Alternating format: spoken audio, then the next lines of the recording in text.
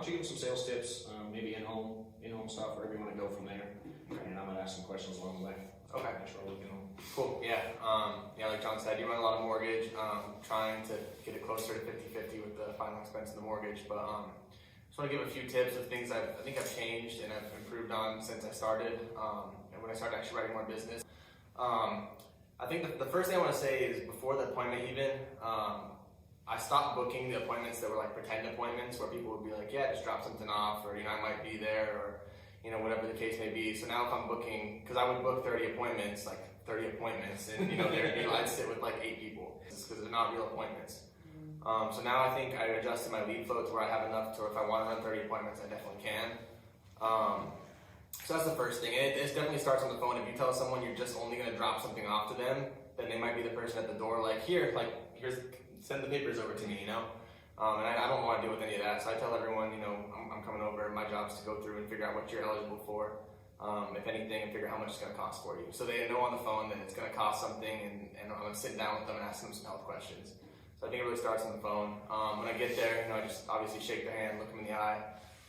And something I picked up from you is looking around when you first get there, seeing like if someone's in the military or has a sports team or whatever the case may be. Something that you can. I have lots of aunts and uncles and cousins and stuff that were in the military, so it's something I can connect them about. Be like, oh, were you ever stationed, in Germany? Because that's where a lot of my family was, and it's called Stuttgart, and they're like, oh yeah, I was stationed there, because most people wouldn't. So I just like little things like that you can pick up on, connect with people right away.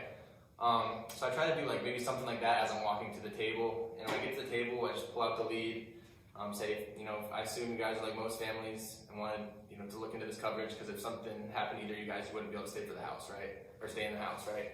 And most people agree with me. I'm like, okay, cool. So I do the mortgage protection. I obviously, that's what we're here to talk about, so that's what I'm gonna help you guys with. But I also do just normal life insurance, final expense, and retirement income planning. So if you guys have any questions about any of that sort of stuff, feel free to ask me. I can help you out with it. Then I pull out the financial inventory sheet, and what I call it now is the client suitability worksheet. So I'm like, guys, we have this client suitability worksheet, and the reason for it is I work with about 15 different companies. There's tons of different programs out there. This is going to help me narrow down, which company is going to be the best fit for you guys based on what you qualify for. So I got to ask you a couple minutes of financial questions, a couple minutes of health questions, and then some questions about what other insurance you guys have already. I think that's good because you give people they know what you're going to do. They don't think they're getting a presentation and you're not asking them random questions. And then I tell them, I'm going to go through all this stuff. I'm going to show you some options.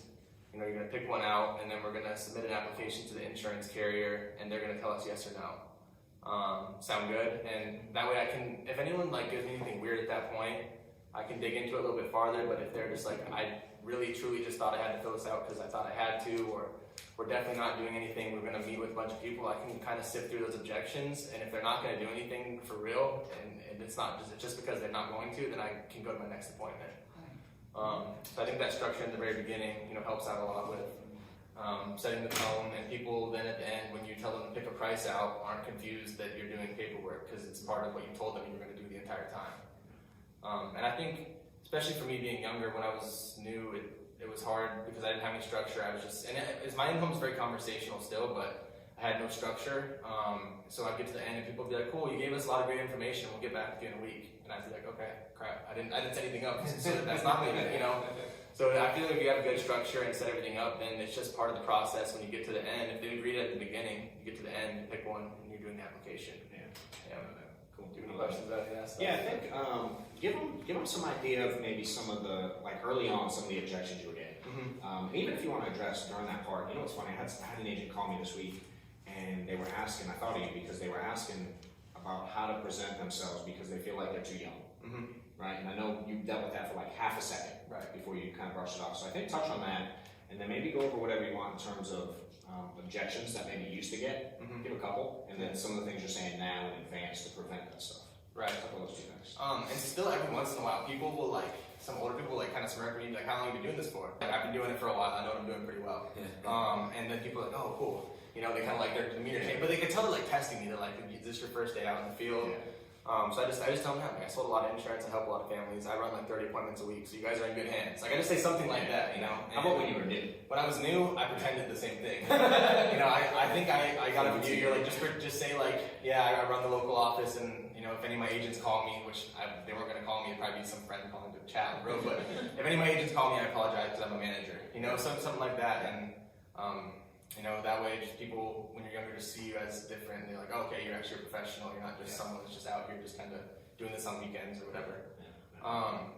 Objections I used to get before, and I think a lot of people get, is the budget and the I want to think about it.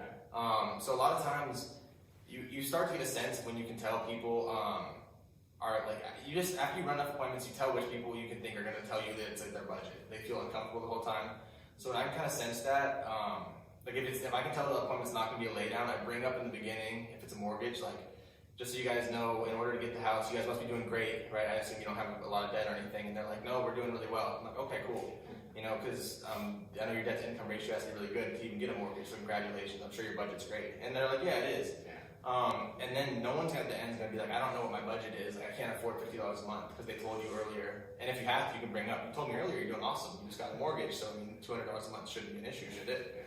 So that's one thing that I definitely bring up. And I think if you can figure out how to read people, people will like be sitting there like this, or they'll be, they'll just be tense and will be like maybe like tapping their foot or something, and they just seem anxious. And they're like, just get to the price, and because they're just concerned about that. So if you can address the budget thing up front, then when you get to the end, it won't be an issue.